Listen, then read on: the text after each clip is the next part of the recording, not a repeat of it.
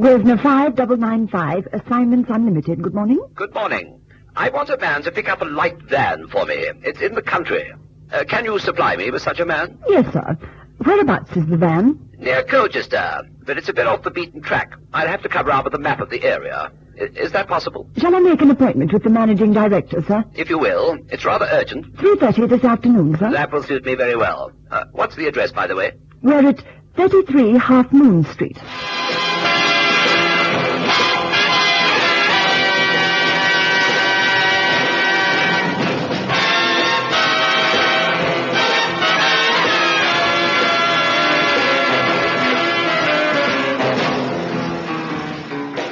The story tonight, as always, comes from the private file.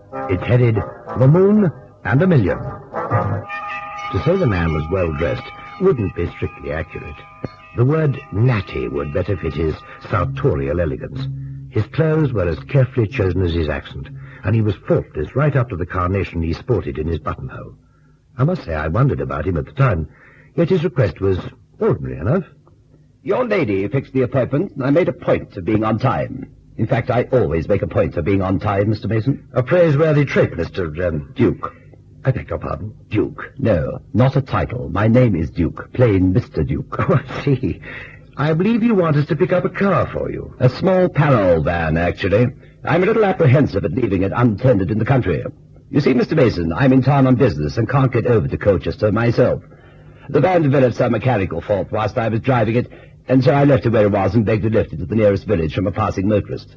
The local mechanic drove out to repair the fault, but he has no one to bring the van back into Colchester.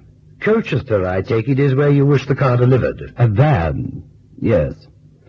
I should explain that I'm a printer. The van is full of handbills, and it would be most inconvenient if vandals broke in and scattered them all over the countryside. Oh, I understand.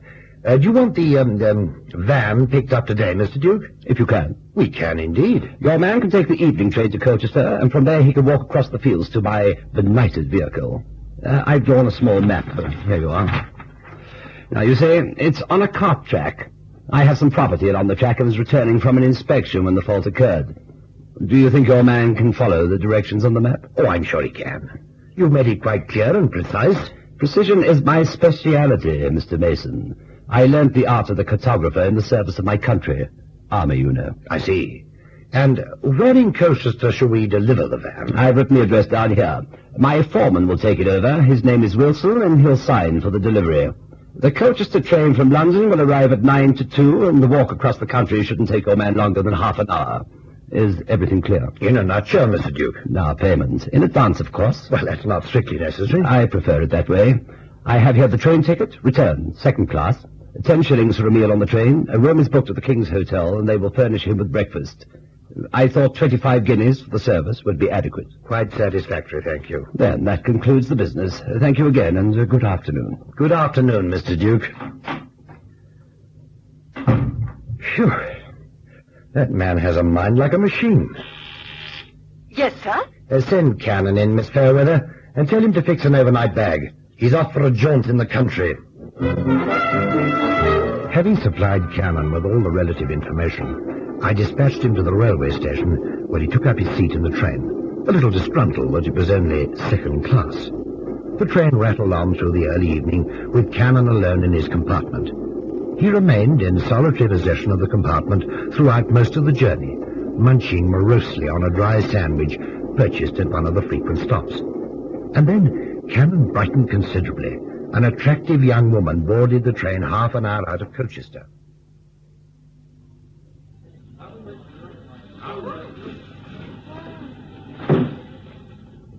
Good evening.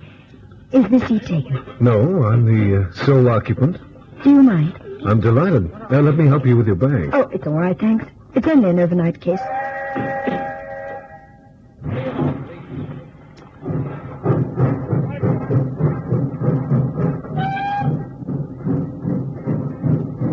Have a sandwich? Oh, thanks. Hard as a brick, I'm afraid. Station Bulford. It's fine. You going to Colchester? Yes. You? Just for the night. My name's Cannon, by the way. I'm Janet Dale. How do you do? Why, we're fine. You work in Colchester? Not at the moment, but I'm hoping to. As a matter of fact, that's why I took tonight's train. There's an ad in the Gazette and Observer for a lady's companion. It gives the address, so I thought I'd take the bull by the horns and make a personal application tonight. Well, I wish you luck, but, why a lady's companion? I mean, a young and attractive girl like yourself. You sound as though all ladies' companions are wizened old spinsters. Well, aren't they? Not a bit of it. Anyway, I'm used to it. Housekeeping and so on. I've never worked in an office or anything like that. Beautiful. And she can cook, too. Mr. Cannon, that was a very forward remark. It was intended to be. You're American, aren't you? Yes, ma'am, Yankee through and through. I could tell by your accent. Not by my forward manner? That, too, I suppose. Say, what gives if the old doll has filled the position? Then I'll have to go home again, won't I? Tomorrow? Why, yes. There's no train until tomorrow. Then you'll spend the night in Colchester. That's great. I don't quite follow. Well, I'm down here for one night only. Have to pick up a van and deliver it to Colchester. The guy who employed me booked me into the King's Hotel, do you know it? Yes, it's a commercial hotel. I'll bet it is. The old skinflint booked me into this crummy railroad car with half a note for spending money. Half a note? 10 bob, you know? Well, I thought you might show me the town. That's if the old doll has found a dried-up spinster. Mr. Cannon, you're incorrigible. And a snob. I'm traveling second class, too. And for the very good reason that I can't afford to go first. Well, I stand humbled, ma'am. Can I make it up to you with a decent dinner in Colchester? All right. If you don't get the job. If I do get the job, we celebrate. And if I don't, you console me. And I'm very good at consoling. I bet you... What was that? Oh, fog signal, I guess. But there is no fog. Well, they use them to warn a locomotive that there's something on the line ahead. We're slowing down. Dear, I hope there's not going to be a delay. Well, I could think of nothing better. What about my job? Oh, you can come and keep house for me. Is that a proposal or an improper suggestion? You know you're cute. I find I like you very much. You stopped. Yeah, so I noticed. Want me to go outside and see what's cooking? Let's both go out. It was just my luck to miss a good job through the British Railways. Say, but... Hey, who are you? Sit where you are and don't get off the train. This is a hold-up. Oh. You don't say. Well, put that gun away, cowboy, or I might bend it round your ear. I warn you that I'll shoot the lady if you so much as bat an eye. Who are you? Oh, now, Mr. Cannon. You scared of this floppy-head hobo? I think he means what he said. That's very sensible. Oh, hold up in England with guns. This sort of thing only happens in America. This is a civilized country. Oh, thanks for nothing. Oh, I'm sorry. I didn't hear Sure.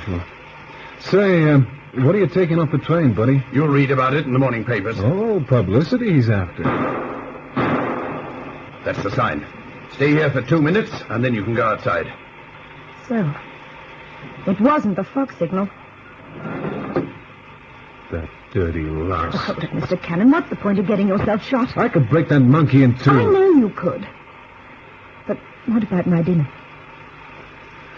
Okay, you win.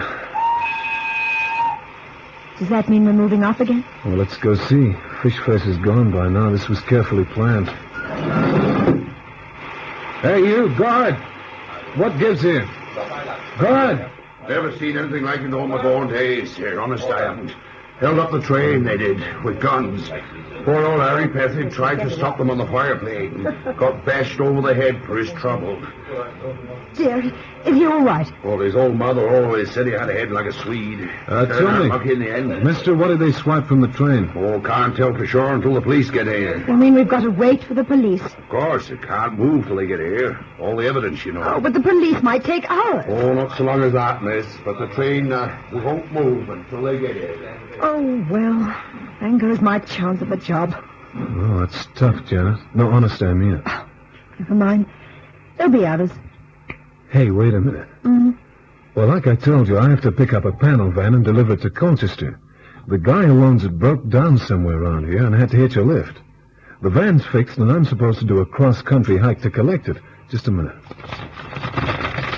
Here, map, you see? And the guy who drew it sure knew his stuff. Now, if I'm not mistaken, we should be,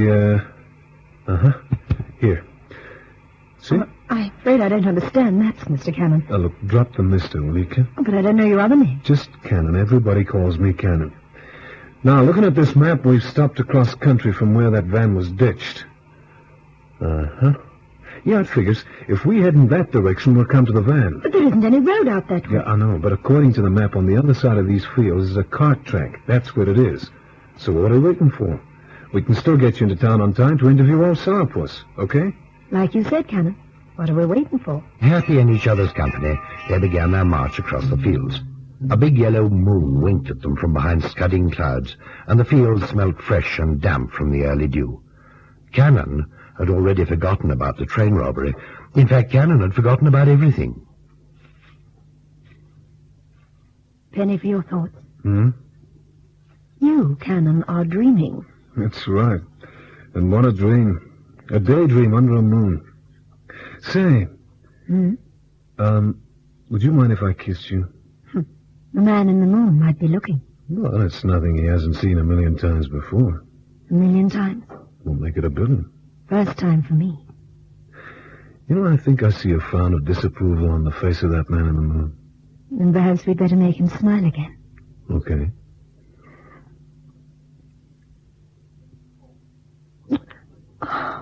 Oh. Well, that moon man works magic. Work. Oh, my hat, Cannon. Mrs. Prendergast. Is that the old dragon's name? Oh, please, Cannon, let's find the car. I don't want to be late. Prendergast. The Witch of Endor. Okay, let's go. Don't be mad at me. It's a good job, and I need it. Sure thing, and the night is young. Well, comparatively. Hey, hang on. Let's take another look at the map while we're walking. Here we are. Now, the cart track should be on the other side of this hedge if it's accurate. There's a stile over there. Well, I'll lift you over. Stiles are made to climb over. I'll still lift you over. Hold it. Okay. Up you go. There. Oh, Cannon, Yeah, I know. The Dowager. Here we go. Yeah. There are tire marks on the track. 2 sets. Yeah, well, the mechanic drove out to fix the van. Now all we've got to do is follow the tracks to fame and fortune. And started at the touch of a button, and Cannon drove happily down the road to Colchester. Dropping off Janet, he made an assignation with her for an hour later in the King's Hotel lobby. My star operator was enjoying himself hugely and whistled happily as he drove the van into a small printer's yard situated on the west side of the town.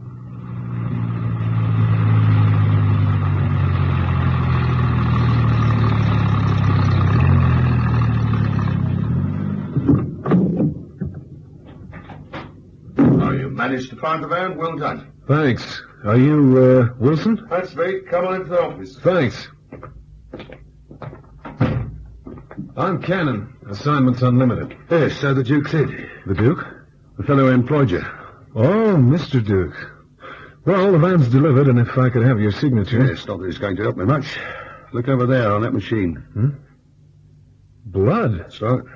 What happened? An accident. Let me explain. You see, we're short-staffed. Can't get anyone to work on the pay the Duke dishes out. Yeah, I know. I came up second class. And so the transport bloke, Sampson, had to fill in on an urgent orders of pamphlets. Got his hand caught in the stamp mill. Now I'm minus a driver who's worked here for years and still no operator. Not only that, but I haven't got anyone to work the mill.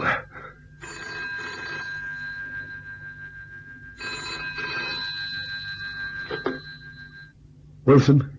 Wilson, I hear you've had an accident in the plant. Yes, Duke. Sampson got his hand caught in the stamp mill. What about a driver to take that van to Manchester? I don't know. I can't conjure drivers out of a act, and it's past 9 already. There's a man arriving with the van, a Londoner. He's here. Just arrived. And he's not a Londoner, he's a Yank. Excellent, excellent. Put him on the line. All right. It's the Duke. He wants to talk to you. Yeah, I heard that phone's pretty loud. You ought to get it turned down. Thanks. Hello, Mr. Duke? Yes. Look, what's your name? Cannon. Cannon. My driver's been hurt in an accident. I must have those handbills in the van delivered to Manchester urgently. You'll have to take them there.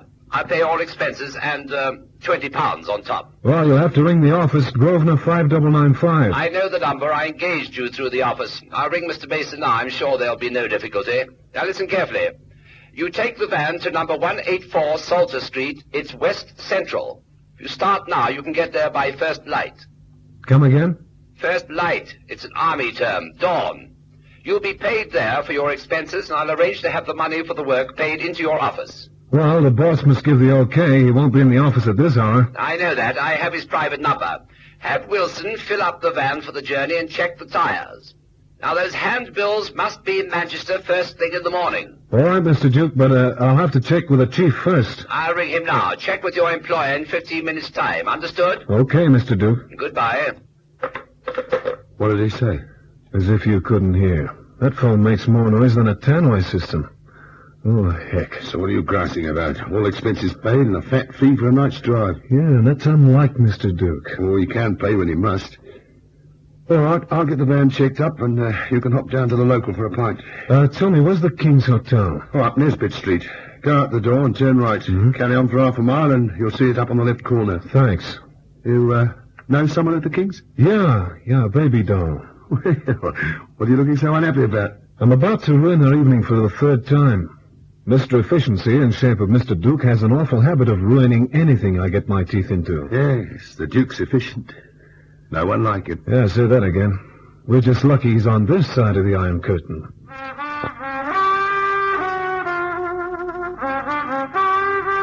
I took the call from Mr. Duke at my club and agreed to the new assignment.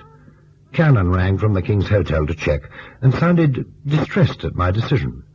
Naturally, I had no possible conception of the reason for his sudden volte-face. He left the phone booth and at once spotted Janet sitting alone in a corner of the lounge.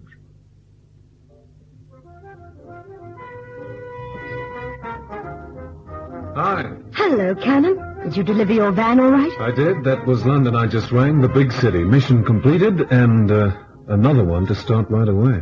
Then why the depression? You'll be earning more money. But not in Colchester, not tonight. Well, I've got good news, too, of a sort. You mean you got hooked by that Prendergast dame? No, the position was filled. Oh, so what are you so happy about? Well, it appears she has an aunt in Manchester who is looking for someone. She hasn't advertised yet, so I'm sure to get the job. In Manchester? Oh, I know it rains a lot, but housekeeping is all done in the house. Oh, come on, cheer up. We can have the date later. You promised, and then tomorrow we can travel to London together. I have to take the London train to get my Manchester connection. Janet, I got news for you. What is it, Cannon? In approximately 15 minutes from now, I'm going to drive a panel van out of this town. We can't have dinner in the King's Hotel. Oh. In fact, I have to cancel my booking. Oh, Cannon, I'm very disappointed. No, you won't be. You know where I'm driving that van? London? Better than that. Not Manchester. That's right. Oh, Cannon, it's impossible. I couldn't have that much good luck. Baby, that's who the man in the moon is married to, Lady Luck. Now, let's play it off the cuff. Order me a drink, scotch on the rocks. I'll ring the printer here in Colchester and tell him I'm ready, willing, and able. We'll see that he fills up the van properly. It would be most improper if we ran out of petrol on the way. Have you got the number? I'll look it up in the book. Now, make that drink good, honey. No moonshine, huh?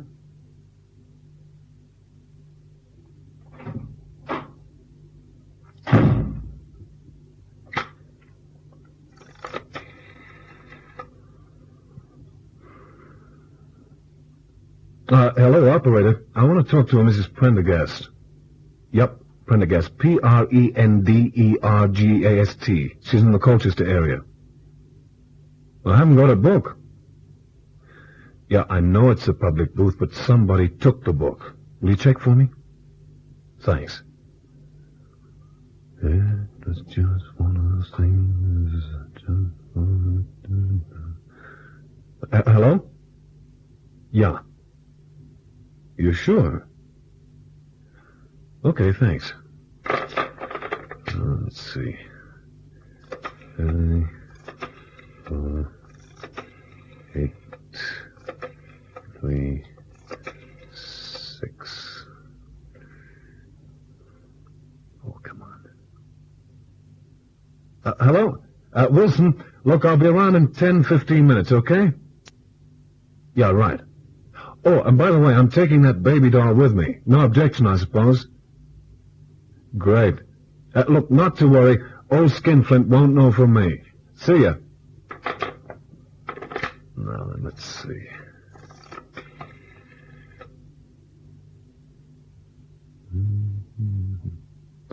Hello, operator. What? Yeah, that's right. It's me again. No, I know the number this time. I want a trunk call to London. I want Grosvenor 5995. Oh, Cannon, feel so happy. Me too. This has been the greatest day of my life. Fulfillment, that's the thing. Oh, what's that up ahead? Looks like a roadblock. Police. What can it be for, I wonder? Train robbery, maybe. Oh, yes. Well, luckily we've nothing to hide. That's right, only a load of handbills for Manchester. Mr. Cannon, sir. Yeah, that's me. Is this the girl? That's she. Cannon, what is it? The game's up, baby doll. All right, officer, the loot's in the back of the van. The super will be along in a moment, sir. He wants to thank you, personally. All right, my girl. Come along with me. But Cannon, who are you? Just who I profess to be, an operator from Assignments Unlimited. How did you know? Old Bees Pants Duke was a bit too efficient. That and the fact that the arm of coincidence can never grow as long as the arm of the law. You played ducks and drakes with me, doll, and nearly got away with it. Remember, you said, first time for me. Well, that was no first kiss. I'll bet that old man's looked down on 1,000,000. Yes, it was a cleverly planned robbery right down to the last detail. Well, almost the last detail. The money stolen from the train was loaded into a private car and driven to where Duke's van was parked. There it was transferred. Janet Dale boarded the train to keep an eye on my operator and make sure he didn't take, well, a look at the contents of the van. But she switched her plans once too often. Cannon's suspicions had already been aroused by that kiss under the moon. That was no first time. It had been perfected by years of practice. When she sprang her Manchester story, her goose was cooked. But it was the driver who mangled his hand in the printing works who posed the big question mark. Why should Duke employ an outsider when he had a driver of his own right on the spot? For one very good reason. The driver was a paid member of Duke's gang. If he'd been stopped by the police whilst ferrying the loot to Manchester, his guilt would almost certainly have given the game away. Cannon, on the other hand, was supposed to have, well, known nothing about it. He would have said he was carrying a consignment of handbills, and his sincerity would have been convincing enough. Luckily, he did tumble to Duke's game, and mainly because of a kiss that wasn't a first kiss. And after all, Cannon should know.